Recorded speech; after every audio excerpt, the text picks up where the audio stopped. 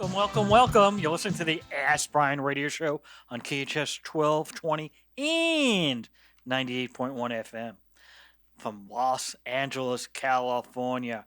All right, every week, we've been doing this now for over 7 years. Our pilot was in December 2016, and our first show was in January of 2017. So we are 7 years on the air weekly. All right. You have any little clapping there? Oh, yeah. All right, yeah. I feel like we did this last week, though. We clapped and applauded for you already, right? It's the ego thing, you know. Is this old? This is old news, right, Tracy? Never enough. Yeah. Got to feed the ego. All right. So, and actually, ego has an E. Why don't we ever do that for the E's, huh? All right. So. Well, congratulations. Thank you. So, every week we have a show, 1 to 2 p.m. Pacific Standard Time on Thursdays, or you can listen to us on a podcast. And we either interview a person to teach something about business, or we may just learn a story about somebody that was successful in business and what they did. And hopefully we can either A, learn how to, on a specific subject, or we can also learn about how somebody made it and what they did and try to get those success stories, and using those success stories help you to succeed. But the show is called Ask Brien. It's spelled Brien.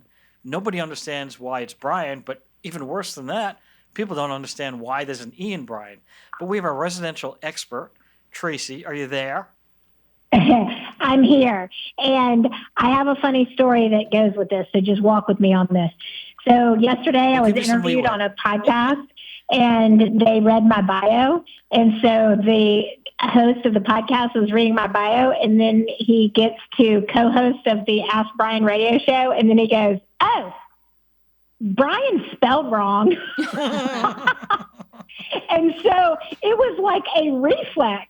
I literally went into explaining to him why Brien was spelled with an E. Although, Jen, I have to tell you, I did leave out the engineer part just for the sake of that podcast interview because it didn't really make a lot of sense. But that's okay. In this case, she won't take it personally. The number one, don't take it personally, because in this case, the number one E is because of our engineer, right? Aw, yes. Thank you. But I had an opportunity outside of this forum to literally let him know that Ask Brien with an E was not spelled wrong, because we are the radio show and podcast for entrepreneurs, and that's what we do, right, Peter? Well, that's one of the E's. We have a few more E's, but absolutely, we are there for entrepreneurs. I've got plenty of E's because I'm the E expert. So I just wanted you to know that experts spelled with an E as well. But go ahead. Oh, yeah. And speaking of experts, that is really the absolute core foundation of our show, is the amazing access that we have to experts that come on the Ask Brien show, including our guest today, which I'm so excited about the conversation we're going to have with her today. And experts are interesting characters because, by definition, to qualify, so to speak, as an expert, you would need to have a minimum of 10,000 hours in your designated field or industry, business category. And that math is based on working approximately 40 hours a week over the course of 52 weeks. And that would take you along the lines of like 5 years. But come on, like, what expert have we ever had on this show that ever worked 40 hours, especially during the time when their business was a startup? And so really that range probably is closer to like the 3-year range. But whatever it takes and how long it takes, you never have to question the level of expertise on the Ask Brien radio show, because we have amazing experts. And that usually means that we get a lot of enthusiasm around this show, right?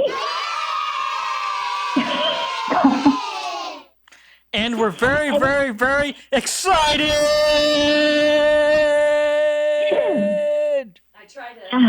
I tried to interrupt him. It didn't work. I know. It's like Wade so breaking in that new microphone. Thank goodness for Legal Steps, our sponsor, because we had to get a new microphone. Well, now that we're a big sponsor of Legal Steps, we are able to afford a big microphone. Yeah, well, for now, but then it's depending on how frequently they have to be replaced based on your enthusiasm. But that's a story for another day. And also that leads me to another E that we have, which I have empathy for our engineer because of your level of excitement. What is empathy? Exactly. I said I have empathy. I did not say you had empathy because you never have empathy. Absolutely. All right. Well, I don't even want to spend another minute on this because we have such an exciting guest with an E. But there is one E that we like to save best for last, in my opinion. Well, before that, we do have to mention that this show is educational. We are the Sesame Street for business. So. Oh yeah. Well, with the emphasis on the Sesame Street, right? Yeah. Hey, I look like Big Bird. What can I say? All right. Well, I'm Cookie Monster. All right. Well, say hello to Bert.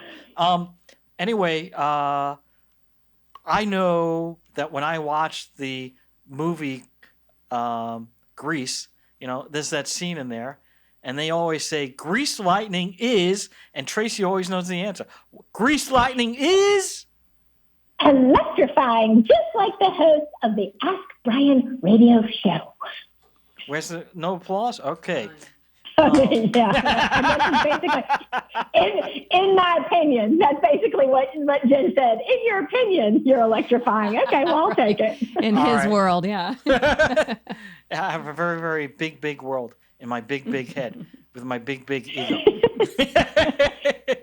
Anyway, oh, boy. Now we need to get to our guest because our guest is going, how did I get hooked into this and why am I here and what am I doing now? So, Jodi, you're still there? Yes, I am. How entertaining is this? No wonder you're Ask Brien with an E. Definitely entertaining. Absolutely. Absolutely. Jodi, so people don't know too much about you. And so the first thing they want to know is, give us your background. I know you have a company. That's what most of the show is going to be about. But I just want to let the audience know who you are. And so for that, we want to quickly go over your prior background before you got into the current business that you're in right now, which is marketing and advertising. Yeah. Well, drum roll, please, as I reveal my prior background. It's as a paramedic and firefighter. So 13, right? Sort of out of left field there. So for 13 years, I was a paramedic and firefighter. I was actually the lead paramedic, the only full-time female at the company that I was at for the longest time, and also trained all of our new people coming in. I did that while I was a single mom to a young boy, and as if that wasn't enough, I went to fire academy and was the top graduate in my class and joined the fire department. So wow. You really can't send anything my way that scares me or stresses me out. I'll leave my lighter at home. Fire. Anyway, and so what you did that for over 13 years, and then you decided to this new business venture that you have, and I'm just trying to figure out what made you decide to leave that area. I mean, was it too exciting for you? I mean, yeah. What was the issue? It was way too exciting. And actually at 30 years old, I was diagnosed with rheumatoid arthritis and also developed a second autoimmune disorder. Thankfully, I am in full remission and have zero signs of that whatsoever at this point. But at 30 years old, and I had been in my career for quite some time, and I couldn't do it anymore. I was more of a liability than anything and had to find a different path forward. So I really was looking at fire and EMS as my lifelong career. I really had no idea what was next. And I did dabble in some other things before I launched my business. I did some commercial insurance and other sales. I actually delivered as a FedEx driver for a while. So I did a few things before deciding to launch my own business. And I started out as just a general virtual assistant and learned Infusionsoft. For entrepreneurs listening, most of you know it as Keep now. Infusionsoft or Keep, it's a CRM, a marketing tool, and it's kind of complicated. So in fact, some people call it Confusionsoft. And so I was able to command a high dollar for my clients that I was supporting, which is awesome. Replaced my full-time income in just 2 months, and then hired a business coach and scaled from there. Decided to focus on marketing, and then decided to focus on like done for you marketing. So doing Facebook ads and sales funnels, copywriting. And I had a business partner at one point where we scaled to, 7 figures in revenue, and just amazing venture to get to the point where I'm at now. I did relaunch my own solo business in June of 2022. And here I am today with a fantastic business and a great roster of clients that I help with their businesses using Facebook ads and funnels. So we just have one more thing, and then we're going to go right into it, and that is, how do you get your first customer? My first client, let's see, simply by posting on Facebook, like, this is what I do. Does anybody need help? Like, I had no idea what I was doing at that point, but I got my first customer. Wow, that's how long did that take? Literally within a week after launching my business, I had my first customer. Wow. So that was just from a Facebook ad or post?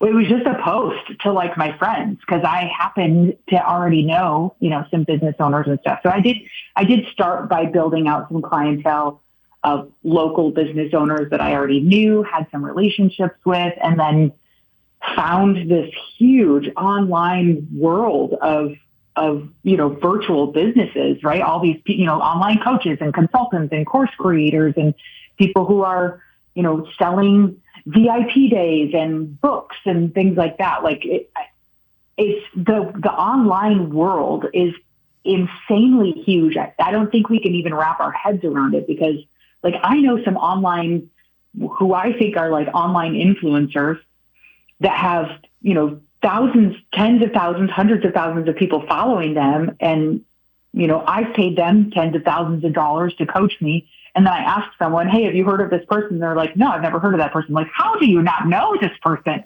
It tells me that the world of online business is massive. Wow. So let's dive into the business that you have. And Sure. So how did you learn to know? Was it all through coaching that you learned Facebook advertising and marketing, or how did you learn that process? Oh, man. Well, to understand how I work, know that I, even as a paramedic, it's sort of trial by fire, right? It's like you got to make things work. I work very well under pressure. And I wouldn't say that I ever oversold myself and like pretended like I knew something, but I did have a client say like, hey, I want to run Facebook ads. Have you ever done that? And I was like, no, I haven't, but I'd be willing to give it a try. And she's like, okay, well, why don't you, just try it with $5 a day or whatever. And so it was literally just a client that wanted it to happen. And I was like, sure, I'll try it. And as I started doing it, I realized it was very data driven, and that really fired me up. I didn't realize it then, but I realize it now of how data driven I am. I love the feedback of data. I'm very like, the facts are what matter, not how it feels. And so when it comes to marketing and analyzing how something's doing, it really truly is all about the data and the facts. And then we let that data tell us a story about what's working and what's not. So, hopefully I answered your question there. That's fine. I want to get more into, so if somebody decides, hey, I've got a new product. It's called a widget. And I got this widget, and I have a Facebook account at widget.com. I have a website, and now I'm trying to sell widgets. Okay, how do you start a campaign, and what legwork do you need to do to have a campaign that can be successful? Yeah, so basically, it all boils down to the way to make money online is to create an offer and send traffic to it. Now, the types of offers can be physical products. It can be, high ticket services like VIP days or one-on-one coaching or masterminds. It can be group programs. It can be, online courses, any of those things. And then sending traffic to it means you either post all the time organically on your Facebook and Instagram, or you get other people to send an email to their list promoting your thing, or you run Facebook ads. And so if it were me wanting to sell this widget, first of all, I would want to create some sort of way to have a really great customer average order value. So either I'm selling a high ticket thing and I'm going to use like a webinar to sell the high ticket thing, the high ticket widget, or I'm going to have a low ticket widget, but I'm going to send traffic straight to that. So how you sell the thing depends on what it is and how much it costs.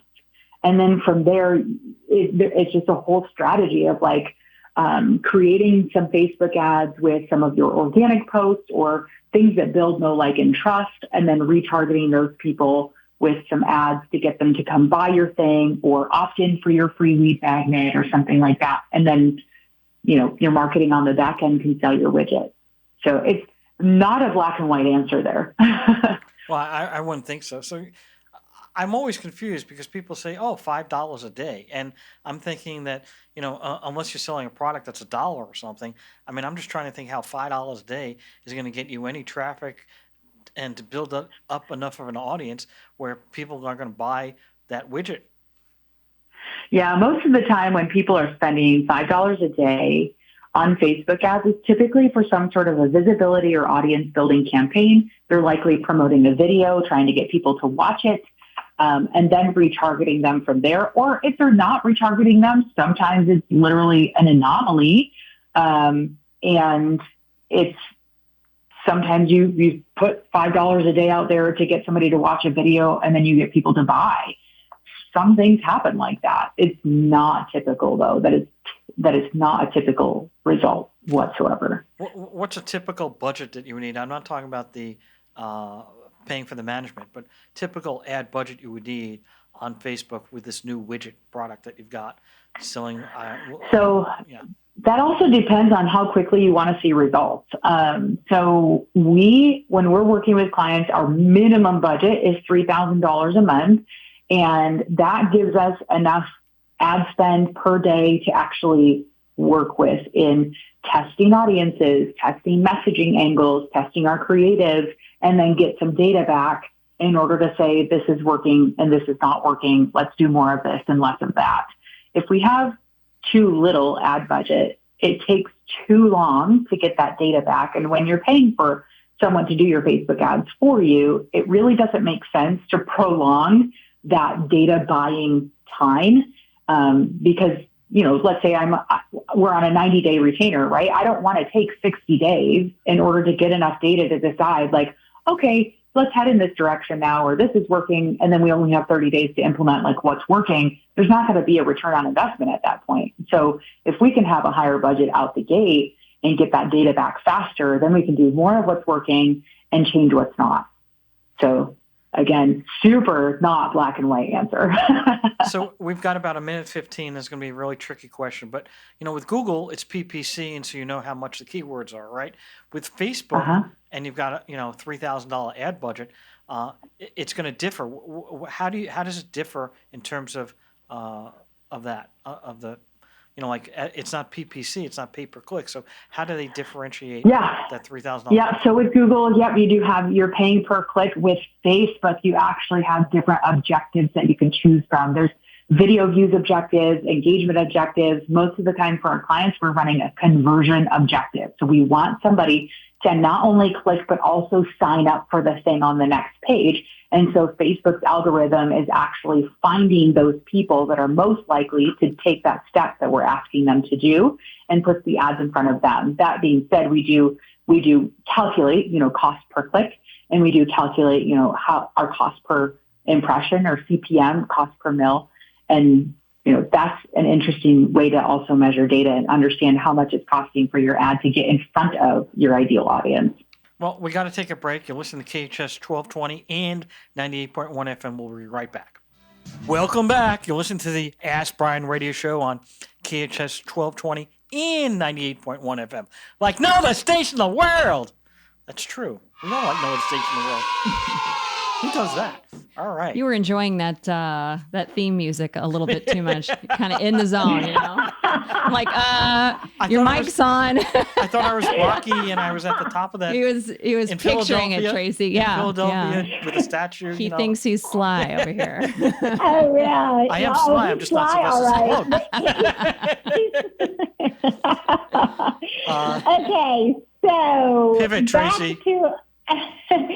I'm excited to continue this conversation because, I mean, obviously the mission that you have with your marketing company is to grow profitable online businesses. So let's continue this tactical aspect of the conversation. Can you walk us through, like, in a way, let's go for almost a step-by-step process. So who's your target, the client that is like your perfect avatar? And then once they start working with you, can you walk us through the steps of how they get started and how you work with them?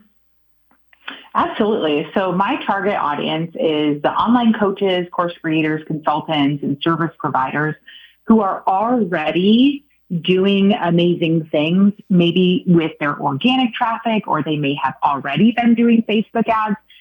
This isn't their last dollars to be spent on Facebook ads, right? Like if you're coming to me saying, yep, I've got the money, but if I'm not profitable within 30 days, then, I've lost everything and I've shut down my business. Like that's not ideal. So basically no Hail Marys. Right. Yes. And that Facebook ads should never be your Hail Mary. It should be basically pouring rocket fuel on a fire that's already burning. Not to play on the firefighting thing, but I guess. Was that pun intended? Because it was a good one. It wasn't, but I'm going to keep that one in my back pocket for future use. So that's my ideal target audience is, they know their numbers, they know that they're already profitable, and they've got a decent operating budget to be able to run Facebook ads, or they're already running Facebook ads. In fact, a lot of our clients are coming from other agencies who have kind of done them dirty. They don't give good reporting. They're not transparent about their numbers, or they're lazy. They don't test enough. They don't optimize enough, and they're just getting lackluster results. So typically, my ideal client is somebody who's probably already done some Facebook ads, or they're ready to do that because they've been successful in other areas. For example, we just got started this month with a book writing coach, and she has grown a multiple six-figure business simply from her organic posting. And so, again, it's like, boosting that to the next level by simply using intentional paid traffic rather than just, putting it out on social and hoping something sticks. She's done a great job of it, but we're going to take it to the next level. So when we get started with a new client, we have to really understand what their goals are. So if you say, I want to sell 100 widgets over the next 30 days, okay, great. Let's reverse engineer that to help understand what your ad budget is going to need to be in order to hit that goal. So we've got a lot of data from the online business industry that we can set benchmarks based on what's average. So for example, if you're, an online coach and you've got a lead magnet, like a PDF opt-in, that landing page should be converting at 20%. So we take those average standard, like the industry standard averages, and we use that to reverse engineer what your ideal goal is and tell you what your marketing budget should be or what your Facebook ad budget should be. And then we just start testing with the ads using that budget broken down into like an average daily spend. Now, before any ads go live, we map out all of the different copy hooks and angles. So, understanding what your ideal client's pain points are, what their ideal result is, how you get them there. We do a deep dive into understanding your messaging so that we can write really good Facebook ad copy.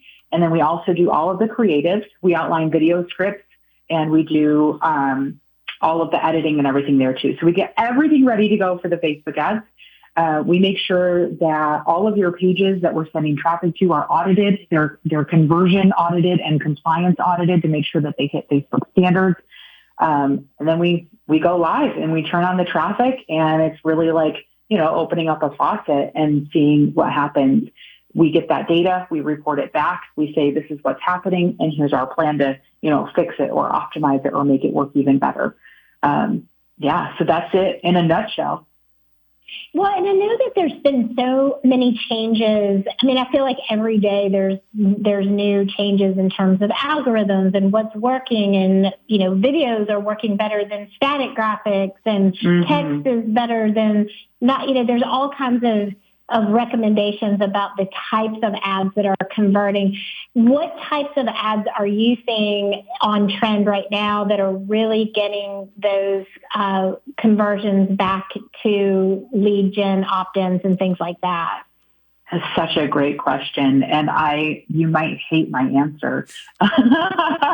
Everything is worth testing, in my opinion. So what's working in one account might not be what's working in another account.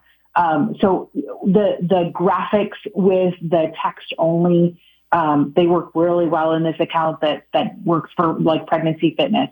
Videos are always favored by the algorithm because people that are scrolling tend to watch a video if you have a good hook that makes them stop the scroll. So there's kind of an asterisk or a caveat to every single different form of creative, because it depends on the account, depends on your audience, and it depends on the execution of that type of creative, because it may work well in someone else's account because they executed it very well with the right messaging. But then we try it in another account and it doesn't have the right messaging. It just doesn't hit the same for that audience. So it's a constant refresh of creatives and doing more of what's working. In fact, when we find something that's working, we take that and make 4 or 5 different variations of that. So let's say it is a graphic with a yellow background. We'll go take that and make the graphic with a pink background and a blue background and just see, can we get more success by doing more of what's working, just slight variations, because it'll hit different people just by making that slight variation.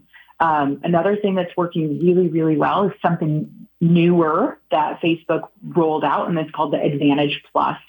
And it really does give the reins over to Facebook in a lot of ways, because there's Advantage Plus targeting and Advantage Plus creatives, where you basically, it's wide open and you let the algorithm bring in the right people. And the only way that that's going to happen is if your messaging is really spot on. So I've got a whole creative team, a creative director, copywriter, and then graphic designer, video editor. And so it's such a great combination because we end up getting really solid messaging. And so this Advantage Plus is really working for a lot of our client accounts because Facebook is the algorithm is finding the right people based on the messaging. So it's just working really well to bring down those costs. We're going to take a quick break. We're going to be listening to our sponsor, and we'll be right back. KHTS 1220 and 98.1 FM. And the Ask Brien radio show wants to say thank you to their sponsor, LegalSteps.com. It's LegalStepz.com.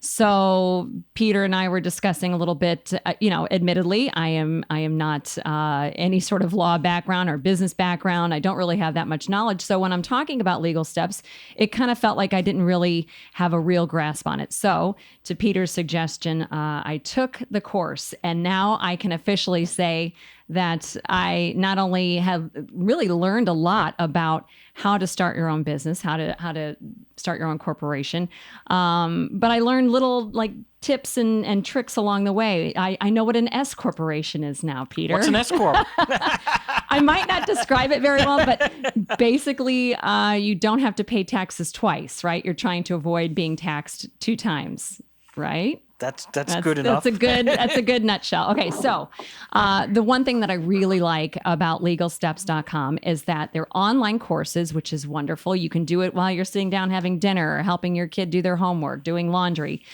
Classes are less than 100. Is that what you were doing when you watched the course? You know what? I sat down when my 2 kids were occupied, and I was able to knock it out. I was able to do it in, I would say, about an hour and 45 minutes. So if you really want to, you think, okay, I've got a Saturday afternoon afternoon where the house is quiet.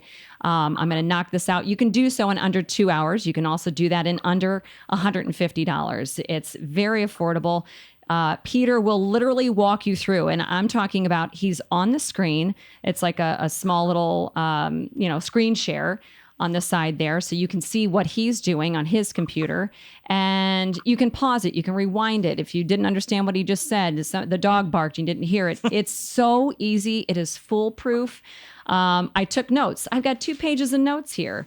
So it's just really helpful. And like I said, I love the fact that you can kind of go through your own pace there. All courses are reviewed by an attorney. If you get to a point where you're kind of stuck and you don't really understand what you're doing, they are so confident there at legalsteps.com that they will do it for you. There's over 30 years experience and knowledge, so you know that you are in good hands. Again, go to legalsteps.com, legalstepz, that's with a Z.com.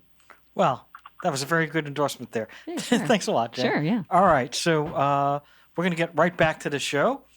You're listening to KHTS 1220 and 98.1 FM. Thanks again, Jen. Mm-hmm. We're back to the show. Tracy, we're going to let you continue because the question was still going, and we'll see from there. Well, now I want to throw a curveball into our process because you were talking.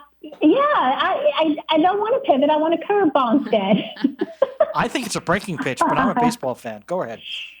Well, it's not a breaking point. No, we're not doing ball. that. But it's more, I'm in the content creation space as the owner of Producer Podcast, as we know.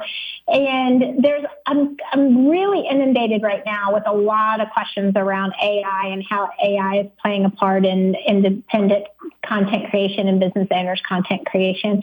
So I'm curious how that has impacted. You mentioned you have an entire team that is working with your ad strategy and messaging and how important messaging is to the algorithms. How is AI having influence on that? That's so interesting. So before I brought on a creative team, before my agency grew, I was leveraging AI using specifically ChatGPT to help me brainstorm like ad copy hooks and angles. And it didn't suck. Like it was working okay. It just simply got to the point where it's like, okay, I think we can do better than this. And there's still a lot of like times where AI has errors and, completely misses the point. And it was just too much of a time suck for me to do it. So handed it over to, my creative directors. That being said, also inside of Facebook, they now are like, you put in a piece of ad copy and it will suggest other AI generated pieces of copy. It will give you other options.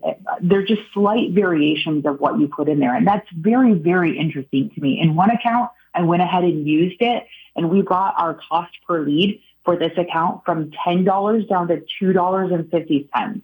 And some of that is by using the AI generated Facebook ad copy inside of Facebook. So take that for what it's worth, man. Wow, that's interesting because I didn't think of it in a way that it could actually be advantageous to lower the cost involved. Because I guess, because if you think about it, your initial comment was that the messaging is what is getting spot on conversions. And if it's the right messaging and you're doing the A/B testing, then the conversions you're being able to track them. And then if it's their AI inside the platform serving up suggestions, it's got to be based on what their algorithms are recognizing. So that is fascinating to me. And then the win-win is that the customer has a lower cost per click? I want to make sure I'm using the right language. In this specific account, it's a lower cost per lead. Cost per lead, yeah. So what are some of the other innovative things that are happening in the paid advertising space? And do you work solely with Facebook, or do you expand into other social media platforms? Yeah, that's a great question. So we have Facebook and Instagram are kind of one and the same. When you advertise on their platform Meta, it goes to Facebook and Instagram. So we do that. And then we've also provided YouTube ads, Google ads, and TikTok ads. I haven't dove into like Snapchat or anything like that. But TikTok ads are super fun. I mean, obviously, like super video heavy creatives, almost exclusively like videos. So it's taking a lot of production on the back end for, our team of producing videos for clients. And I think in my opinion, TikTok advertising is still very new, and not everybody is used to purchasing things on TikTok, especially in like the coaching course creator sort of space. So, there's like, those leggings that went viral on TikTok and everybody's buying those. But as far as selling coaching and consulting and higher ticket things on TikTok, I haven't really seen that take off yet. We're going to take a break. And then, is it break? Oh, break already. I was having so much fun. Okay. Well, you can still have fun, but we're going to take a break. Listen to KHTS 1220 and 98.1 FM. Welcome back. You're listening to the Ask Brien radio show on KHTS 1220 and 98.1 FM. Tracy, you're on. Well, I can't believe this has honestly been one of the fastest time-wise. This episode has gone by so fast. I think it's because it's been chock full of such amazing information. And based on that, I just know that our audience is going to absolutely want to continue this conversation with you, Jodi. So what is the best way for people to reach out to you, connect with you if they're interested in working with you, or just have a consultation about their possibilities of growing their business through Facebook and Instagram ads? Yeah, absolutely. So you can follow me on Instagram at Jodi_Sodini. That's JODI_Sodini, SODINI. My website is SodiniMarketing.com, and there is a contact page there where you can just fill out a short form, kind of tell me where you're at in your business and why you're interested in doing Facebook ads, and then book a call with me. I love that. And I just know that that's going to happen because you're so full of really amazing knowledge. And for those of you who want to maybe even just listen to this episode of the Ask Brien radio show again to take better notes or just listen to some of the really tactical tips that Jodi provided, don't forget that this episode is re-released as a podcast, and that means that you can download it at your leisure, make notes at your leisure, and then the links to Jodi's website and contacts will be in the show notes. And that is the Ask Brien podcast. And of course, it's AskBrien podcast. And you can find it wherever you find your favorite podcast. And that includes Apple, Spotify, iHeart, all the platforms, all the places. Just check out the podcast and subscribe to it so you can keep getting amazing episodes like the show we did today. Super. Jodi, we have a couple of questions here, and the first question is, we only have about 3.5 minutes, but try to list vital things, the most important thing you think people need to do if they're going to start an ad campaign on Facebook. The first thing that you need to do is know your numbers.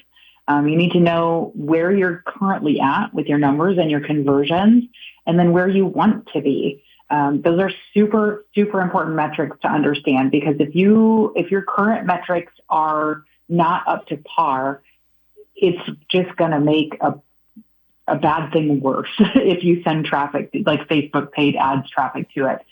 Whereas if your numbers are looking good, it's only going to amplify what's working by sending paid Facebook ads traffic to it. So understanding your numbers is probably one of the biggest things that they would need to have before they start ads.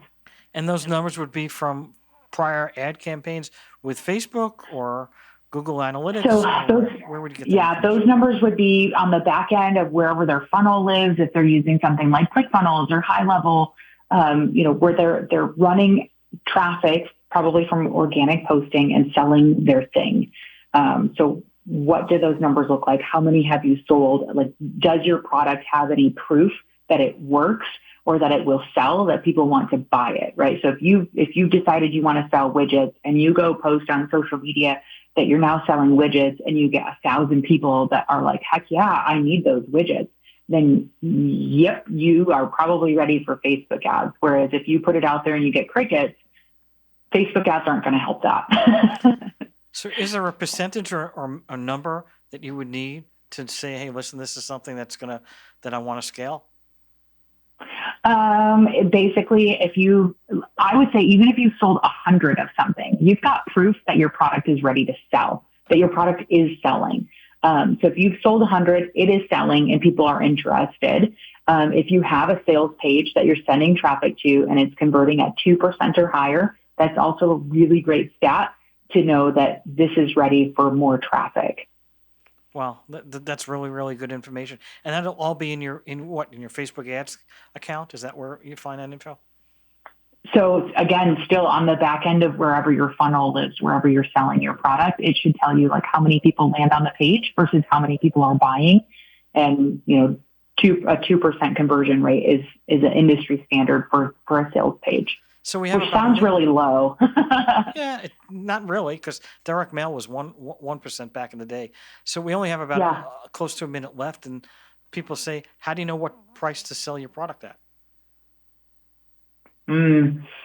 So that's a longer than 1 minute answer, but honestly, it's something. I always like to put something that you can test, right? So if you're selling a widget and the result of the widget is a financial outcome of making $1,000, then you should at least be able to sell your widget for $500, right? Because then if they're investing $500 to buy your widget and they can make $1,000 after they buy your widget, then that's a really good ROI for them.